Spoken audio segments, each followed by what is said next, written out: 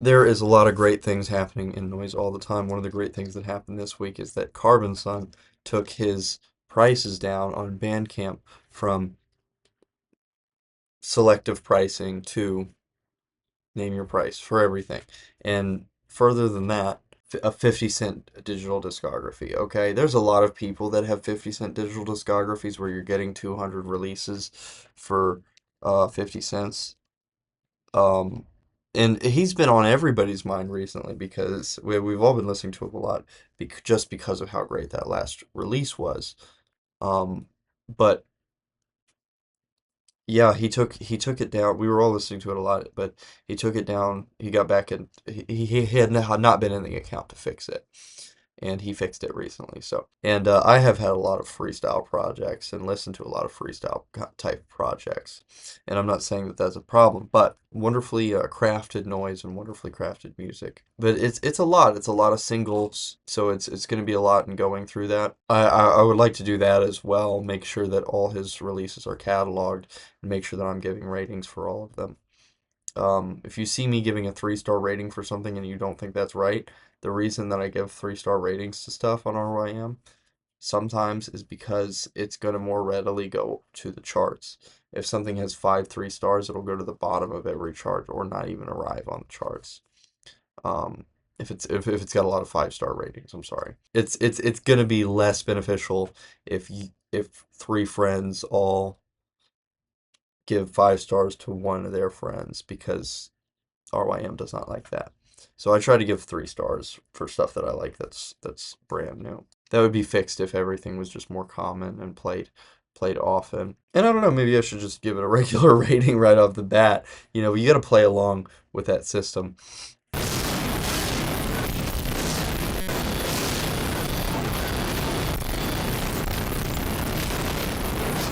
I've been trying to put a list together of my favorite harsh noise artists, a lot of harsh noise artists, and I'm not really very, I don't want to say that I'm not into, but I'm not really into promoting, Incapacitants, Mersbo, Masona, like the Atrax Morgue,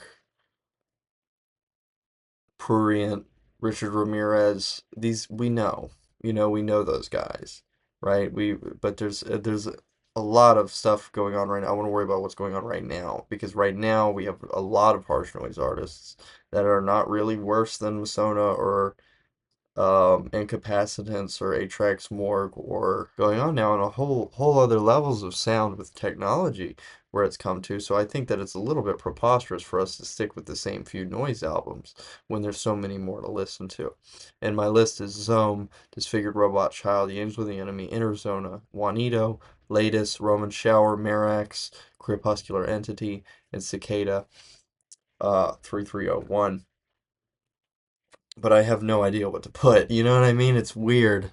I don't know, like, as far as chaotic harsh noise, I just can't even wrap my mind around all the stuff that I would want to put on that list. But as I said, Carbon Sun has been a huge part of a lot of our listing, and I'll probably have some things to bring up. But Derek Higgins has also been a big part of my listing. He had a new album come out. He had Electronic Alchemy come out, and I grabbed the CD, and I will be looking forward to it to show up, and I'll show that when it comes out. It's been really great car music. I don't listen to electronic music, and it's just absolutely classic when I can listen to his.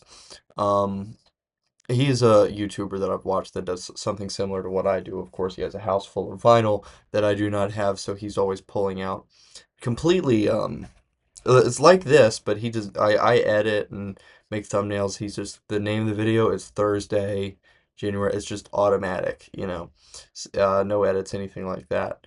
And he's a lot more talented as a vlogger, I suppose, and a listener than I am. So he can get away with that. He does not have to try. He just has to talk. So I've been watching some of those. It's not something I always do, and I think that a lot of viewers for him are like that. There are people that come in and out when they need it, and I've needed some music. I've been well, just really. It's not that I need music recommendations, but I have enjoyed music recommendations a lot recently. I am not on the hunt myself, using Rate Your Music or anything like that. I'm just very excited about different friends recommending different things. and that kind of moved me to push forward. I've been watching him since middle school. I was obsessed with 7-inch vinyl, and it's so interesting because I can't make 7-inch vinyl. I make not 3-inch. I do make 3-inch, or I did. Uh, Sleeve CDRs. We have replaced 7-inch vinyl in a modern era. I've been thinking about that a little bit recently, which is very interesting. Before I get into what I got from the Derek Higgins videos, C amplified crystal too. This is exactly what I was talking about with the classic kind of Japanoise type of stuff. And this was very interesting from back in 1993. It's good. It was good. It was a lot of texture going on, and Tristan recommended this to me.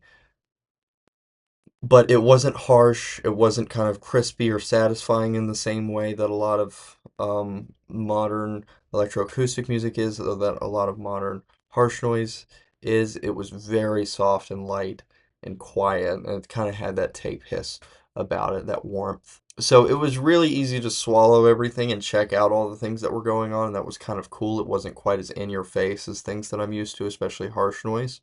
It kind of has that combined value of ambient noise wall and harsh noise wall and chaotic harsh noise. So it was very cool in that regard. We had a little neo folk segment in there, and later on it gets to be a lot. The noise is a little bit more aggressive, but at that it's not quite as interesting when it gets as aggressive. You know what I mean? So it was okay. Amplified Crystal too. Hans Essel's Satan Sack. Derek, this was a recommendation from Derek. This is like harsh noise with a violin. And each composition, this is what one of the most interesting things about it, is each composition is focused on an individual string or a two individual strings, something like that. So Satan Sack or Satan Sack, Satan Sack, I believe would be the way to say it. Yeah, yeah, it's pretty incredible that he can get all that he gets out of this freaking violin, and we use all kinds of equipment like we do, and I use all kinds of software like I do. We don't have all the pedals and mics. We do have all the pedals, mics, and modular synthesizers. This guy just has this violin and just explores the tone, explores what the pressure of the pressure that he puts on the strings, what he does with the bow. So I cannot recommend Hans Essel's Sight and Sack enough. That was very, very good. Ripdahl. I know his last name is Ripdahl. I don't know how to say the first name. And this is the thing that gets me when I watch those videos with him talking about all these jazz guys. He goes from jazz guy to jazz guy to jazz guy. I like jazz, sure. It's very discouraging when I hear you talk about who was on this record and what other records he was talking about. So whenever I hear the jazz talk, I'm like, oh no, I don't know nothing. The only way to fix that is just the only thing that you can do really is just enjoy it for what it is. And if you want to hear my favorite things by John Coltrane or Kinda Blue by Miles Davis, just listen to it, okay? Maybe you'll want to listen to it again, and then you listen to it again, and then you'll say, you know what, I've had enough of this one. Let me find something else. And it goes slow. It's all right for it to go slow. As a jazz fan, and by the way, this record was a magnificent blend. It was not completely tonal. There was a lot of improvisation, but you could marginalize it as avant-garde, but that's not the whole thing. That's a very small portion of it is avant-garde. If you're not used to jazz, it's an easy blend. I also had the chance to listen to Nana Vasconcello's Bush Dance, which this was not maybe jazz, but not really. We got Art Bop as the not jazz at all. Very rhythmic, almost like tribal percussive music. It starts very. This is something that I've addressed with harsh noise a lot. It starts very, very hype and aggressive, but really mellow out. So you can put it on in that exciting beginning is going to be beneficial, but it's not going to wear you out. It's going to cool it down and be a little bit easier to take eventually. Tab in, tab out. That goes in my harsh noise list. Oh my goodness. Everybody likes it pretty much, likes jazz music pretty much as background music. But what I have discovered is that if you really want to like jazz, you got to like prog. Because prog, if you do like jazz, you do like prog. Because prog is like nerdy. It's not aesthetically pleasing. It's not like cigarettes and heroin and stuff like that. It's like cappuccino, stuff like that. The nerdiest thing you've ever seen. It's not really aesthetically pleasing to the modern man, especially. So I would start there and then learn to enjoy. If you want to get into jazz, I would start with bands like Magma and Camel and stuff like that. Genesis even. Yes. Yeah, go for those bands. Just listen, pay attention.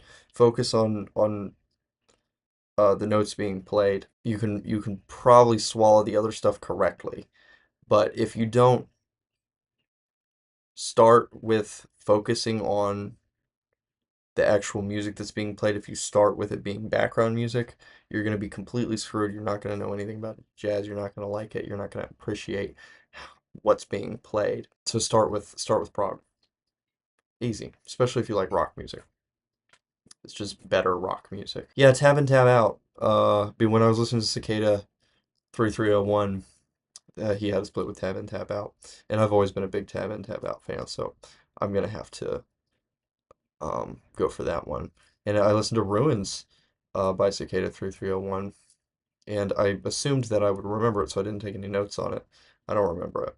Very short. I'm starting to like singles. I'm starting to like throwing in. Of course, we all remember doing 7 inch. Man, I had a big case of 7 inches, and I would flip through my 7 inches and pick something out, and then play it, and then pick something else out, and then play it, and I'd have a stack like a queue lined up. I want to get a turntable together, but it would be even better to do it with CDs. Problem with the CDs, a lot of the CDRs are not marked, so you almost need. It would be complicated having multiple sitting out, and you don't have the labels to know where they go. You'd have to listen to it and be like, is that what that is? Look it up. It might be tough. So you might want to do one CD at a time. But you could really do that. You could spend $30 and have like 100 CDRs of noise projects and spin them the same way that you did 7 inches when they were cheap. And that is a good thing to consider. It has gotten so much more expensive. Of course, Carbon Sun, same as it ever was in here. Um, and yeah, that brought on a whole lot. And I love Chris Brooks to death. He set it to name your price. He set everything to name your price. So I spent $1 on about 5 different ones, and then it was 50 cents for all of them.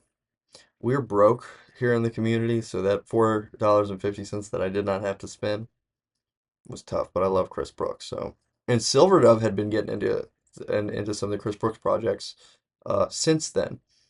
I had noticed he had a list, and Carbon Sun was all up in there. And Dead Ends, I think, was probably one of his favorite things. But he also had Dejection in there, and I had not heard of Dejection, but this is a release called Eradication, and he has these Teenage Mutant Ninja Turtles themed releases, also Game of Thrones themed releases, which is a real weird pair, and he hasn't released anything since about 2016. It's pretty odd, but Silver Dove knows some stuff. He's got a few interesting releases up his sleeve. He should be the one doing this show. And same thing with Disfigured Robot Child. These guys always bring up several different artists that are completely new to me. And it's always an interesting lot. Um, and then I kind of regurgitate what happened on here. It's a lot of fun. I really enjoy doing this. But if you're into ambient noise wall and drone noise, Dejection is going to be interesting. Drone noise wall is probably kind of in his field, but there's stuff going on. It's not completely just a study of tone, like a lot of ambient noise wall and harsh noise wall. Interesting. And cassette covers too, so I'm wondering where all these cassettes went that he made. With one of them had Tyrion on the cover. They're pretty good. I enjoyed them. MBUF and Crepuscular Entity. I am not used to MBUF, but he did a split with Crepuscular Entity. Crepuscular Entity has so many splits. Hannah Haruna and Crepuscular Entity both have tons of splits. It's crazy. That's the way Basement Corner Emissions works. There are less regular releases than splits, and it's pretty cool.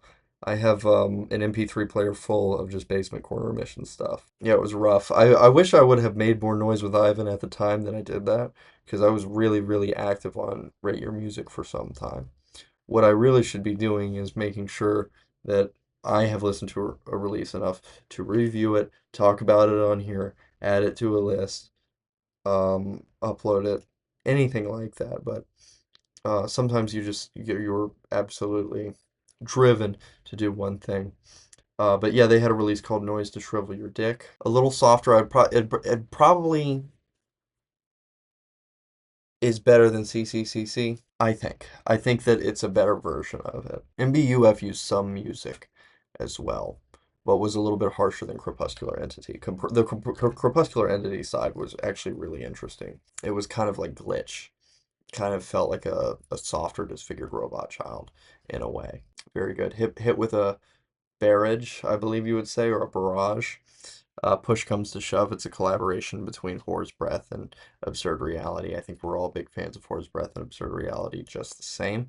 On Stems Audio, couldn't find it on Rate Your Music, but very good. You can find it on Stems Audio, which is the Horror's Breath label. I was told by Alex to do a trade with him, and I never did that, and I totally should have done it. I don't know. I guess I'm just nervous to talk to people, talk to new folks. The a conclusive, like a conclusion to all my listening this week was Muhammad Ahmed, from the Ethiopics collection. I had all those CDs, or at least most of them. Not most of them, a handful of them. I had like a stack this big. I don't know why I said most. I was being, but this is not from the Ethiopics. It's just his self-titled album, and it was very very good. It's just perfect. Ethiopian music is perfect for the summertime, and that is coming about. So it's a good time to listen to it. And he is, I feel, ties all those kinds of styles that you get from Ethiopia together, that you would get from the Ethiopics compilation. Really, really worked out well for me and really, really calmed me down. It was just kind of a cool breather after all the noise that I had listened to.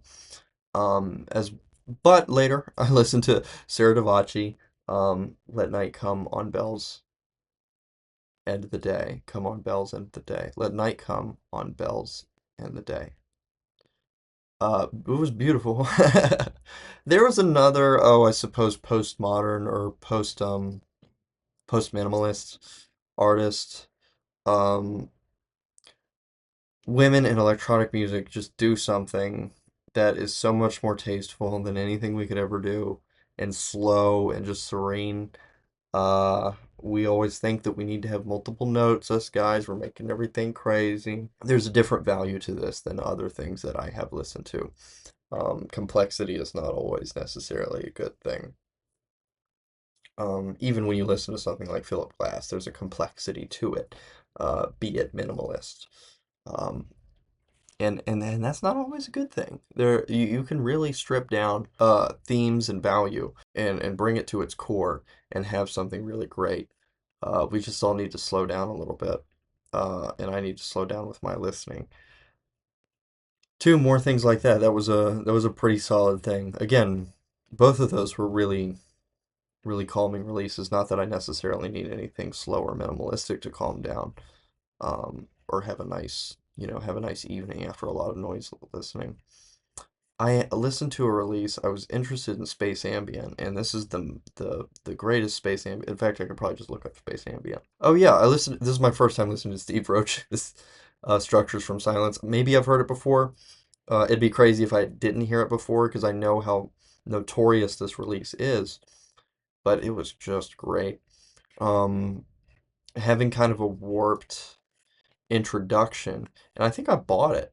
Having kind of a warped introduction, and then going on to, I've been interested in, like, I watched Solaris recently this week. Oh, can I talk about other media?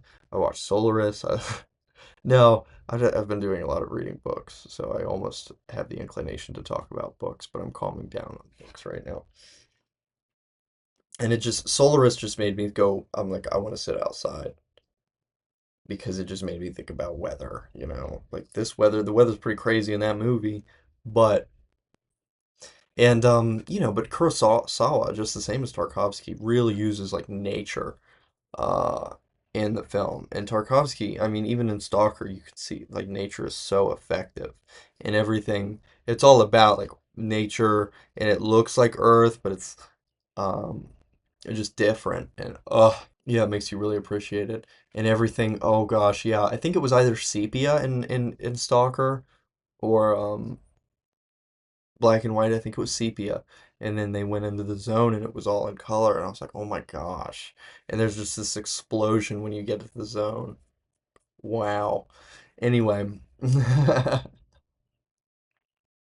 any one of those movies will make you just want to go outside and say, why am I even watching the weather on the screen? The weather is amazing. Nature is incredible. We can all try to create value in music and literature and film and things like that, art, but it's not our artistic, it's never going to come to the creation that nature is, that earth is, that everything beyond is, that we are. I think God is the greatest artist, and really, our music should make us focus more on people, on nature, on that value. That's what I love about the Tarkovsky films. But ultimately, what happens when I watch those films or listen to a lot of um, nature recordings or ambient noise, well, oftentimes that makes me appreciate other things outside of the piece. So we're not making something that people can be revolved in. We're making something that can highlight something that's bigger and better and greater, something that can direct our attention to something better. It should never be our intention to make our piece the greatest thing, the biggest thing.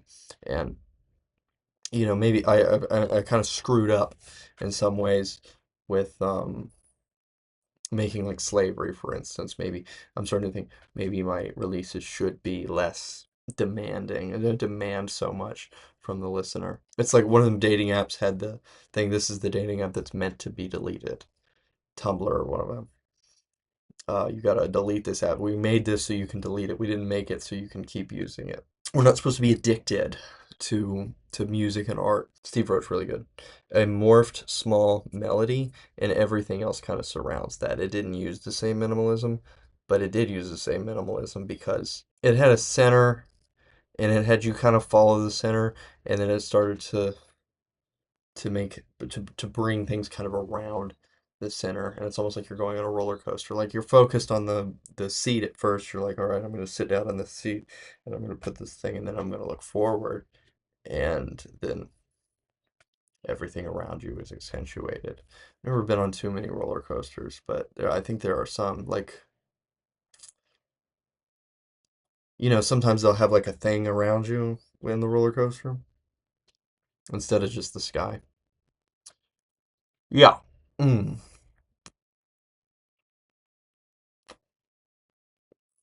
So I'm working on a new contrite heart. I'm being slowed down by this computer, but this computer just went through my whole list for me. I'm very happy with that. So we're almost done with the new contrite heart.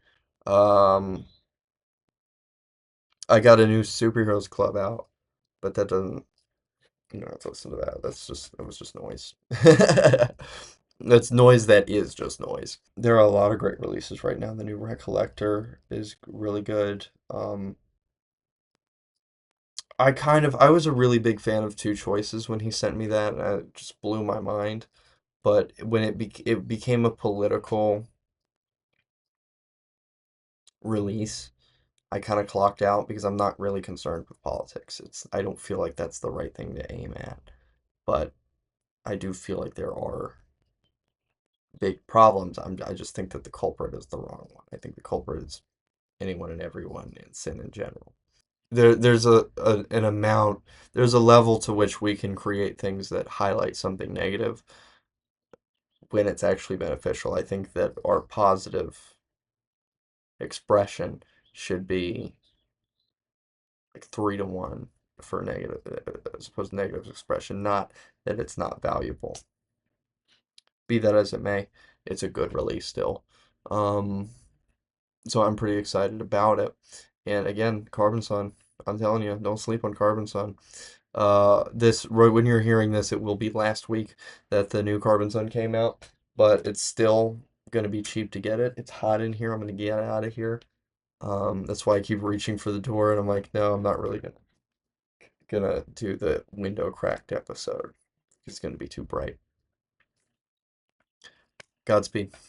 Thank you for watching.